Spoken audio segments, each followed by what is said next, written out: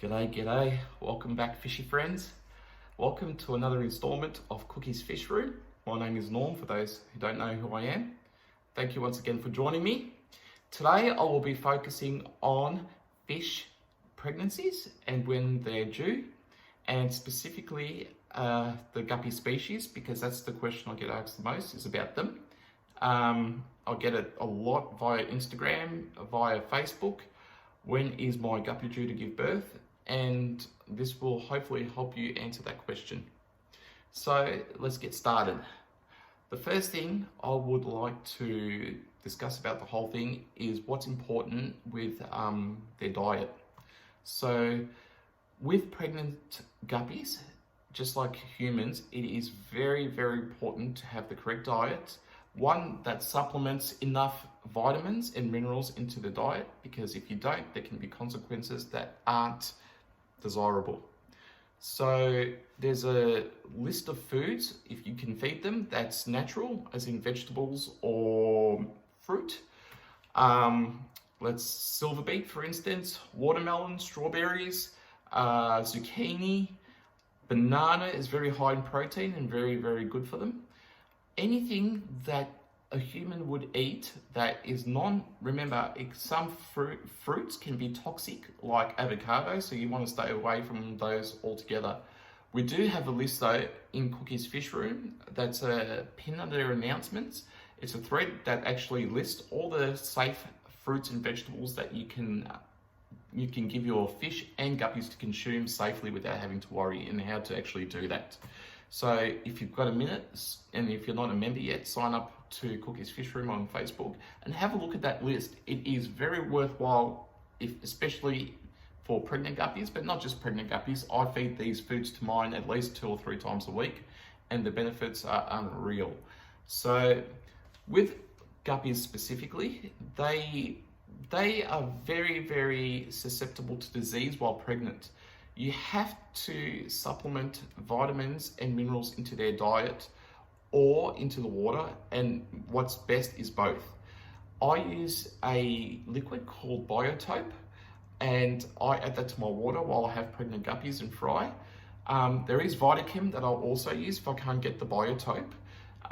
That also adds minerals and vitamins into the water, but it's not enough. You can't rely on just that. A good diet, a good food source, like I mentioned before, really good quality flakes and very good quality pellets will ensure not only do you have healthy fry, but at the same time, as most people don't realize, you have a larger amount of fry and healthier fry.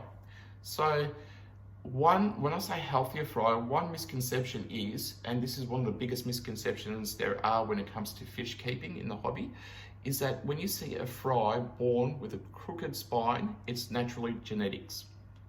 So people will say, well, there's too much inbreeding happening, and that's why your fry has ended up with a crooked spine. Now, if the mother and father don't have a crooked spine, there's a very small percentage, and I mean, I'm talking about less than 1% chance that crooked spine is due to having a genetical disorder. More than likely, that fry was injured, or even more likely than that, it missed out on minerals and necessary vitamins while its mother was pregnant. So the mother had enough of these vitamins and enough nutrition to give to all those other fry in her tummy, but not that one single one. It missed out. So I can't stress how important a good diet is to these fish. Make sure at least 3 times a week you add some nice blanched vegetables, even if it's a lettuce leaf or fruit. And things like Daphnia is awesome for them also.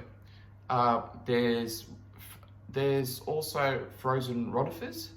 It's used mostly in the marine industry to feed coral, but what people don't realize, its vitamin and mineral content is really high and can be consumed by all sorts of fish and guppies. So that's one that I personally use, and I can't stress enough how great it is for guppies to get their mouths around that one.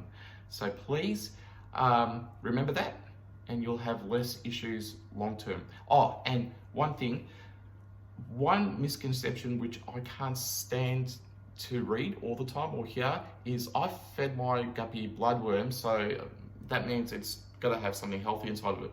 Wrong. Bloodworms is just basically a fat and hold little to no nutritional value to these fish. So stay away from bloodworms if you can avoid it.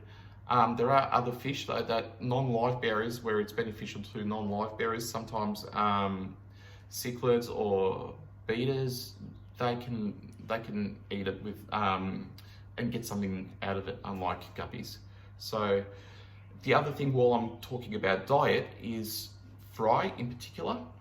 If you look at the fry, they come out very small, and one thing we see also is what do we feed these fry? How do I take care of them?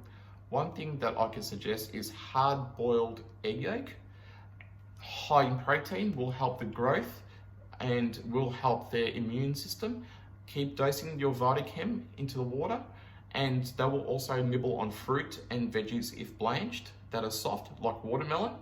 And at the same time, rotifers. These are tiny, microscopic, like plankton-sized things. I don't know what they are, to be honest, if they're an insect or an animal type species, but they're really small, and they get consumed by the fish like it's made of sugar. They absolutely love it.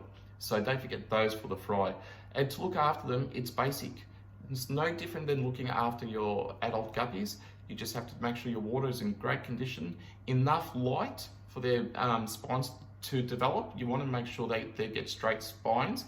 If they don't have enough light, they can develop crooked spines. And at the same time, I will get to the breeder box net or tank, grow out tank in a sec, but usually when they're about 2 to 3 months old is when I separate mine and put mine back, unseparate them from the box or the separate tank and put them back in with the adults. Usually by then they are unable to fit into the adult's mouth. So don't forget that. So now, back to guppies in particular when they're pregnant. How do I tell my guppy is ready to go into a breeder box or into another tank to give birth? So what I tend to look for are 3 major signs. The first one is their breathing. So she will usually, the female guppy will usually separate herself from the others, fight off the other males, and she'll be gasping really, really, like looking for air, basically. Kind of the same gasping that you get when the nitrates or ammonia are high in your tank. So that's one sign I tend to look for. She will, beat the crap out of the males, get them out of the way, or any other females that are bothering her, have her own space and breathe really hard. It's a good sign to know because more than likely the others aren't breathing that hard, and that actually separates the notion that it's your nitrates or ammonia and it's not the pregnancy part of it. So just remember to look for the breathing. Another thing is she will let off hormones into the water a few days before she starts to go into labor. So how you tell that this is happening is not a change in color in the water or anything. She doesn't release a fluid that you can see. It's actually the males and other females will go crazy behind her. This drives the other fish nuts and they will chase her non-stop. So not only will you obviously look at her physical side of things, but you will be able to tell by the behavior of the other fish in the tank that she is about to give birth. So it's worth keeping a close eye on what the other fish are doing so you have an idea of where she's at in that whole gestation cycle. And speaking of gestation, it's really hard to answer the question of, do you know when my guppy is due? Because technically we don't know when the pregnancy actually took place, when they did the deed. We weren't there when the babies were conceived. At the same time, you have to remember a guppy can hold 7 months worth of the male's sperm that she gets from the males. So she can conceive 7 times in a row without having to go to another male. So if you think, well, she's given birth now and she won't be pregnant again, that's not true. She will be pregnant and up to another 6 more times. And one way of helping to know how far along she is with her pregnancy is after she's given birth the first time, the average is 27 to 28 days of being pregnant. That's only an average. We have seen guppies go between 30 days up to 94 days. It's rare, but it does happen. So there is no textbook amount with saying she's going to give birth on day 28, but it's just a guideline. So you can count from the day she gave birth and count 28 days and say, well, she'll be due soon. I can separate her from the other guppies. The other thing to look for, and the last thing that I look for, is a change in her body. Now, this is the most obvious sign out of everything. One, she'll get big, and that's dependent on how many fries she has or how big she is of a fish. So you will see her, obviously, her body get bigger, and with pregnancy, to tell the difference between pregnancy and dropsy, it's where the gravid spot is at the back that actually expands on the fish and not the chest area.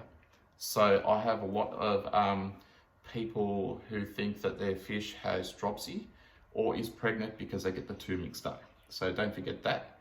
The other thing is her anal region, where her poop comes out, will have developed a point. Now, it will be a little triangle. Now, when you see this little triangle point out of her, you know you've got about 2 to 3 hours max before that little head starts shoving itself out. Now, as soon as she gets that, this is when I say, look, go ahead and stick her into a breeder box, because you're not going to stress her out even more so than her being chased by other males or being picked on by other females. So that's the end game there for me. And the other way, which a lot of other people use, is the boxing of the stomach, where it becomes a square shape. So where she boxes up and becomes square, it's usually within 48 hours is when she will pop. So don't forget, look at the gravid spot area expand at the back of her. Look for the squaring. So that goes from 28 days, 48 hours to 3 hours to 0 hours. So make sure you look for those changes of her body. That will give you the most indication that she will be due very, very, very soon. And that brings me on to the last thing, is breeder boxes. Now, I know a lot of people absolutely hate them, and they say, well, the fish is going to get stressed in it. I had my fish in it and she died. She was super stressed. She was swimming all over the place. And what I say to that is all the time is because you didn't set it up correctly. There are different types of breeder boxes for a reason. Some are more expensive than others for a reason. And if set up in the right way, you will have 0 issues when it comes to stress. If anything, it will reduce stress for her. Now, I do have a thread on how to set up a breeder box on Cookie's Fishroom. You will see it pinned under announcements once again if you have a search there. But in a nutshell, you need a netted box, a large one, not a small one where she feels suffocated, but a large enough one that allows flow through the sides, through the top, and through the bottom. She can feel the current in the tank. The aeration does not change. Add a whole heap of floating plants and moss in there to break the line of sight between her and the fry. So the fry automatically will either drop to the bottom and hide in the Java moss, or swim up and hide on the floating leaves of whatever plant that you choose. Personally, I prefer frog bit because of the length of the roots. It actually allows the fry not to get, munched on by mum straight away. It breaks that line of sight once again.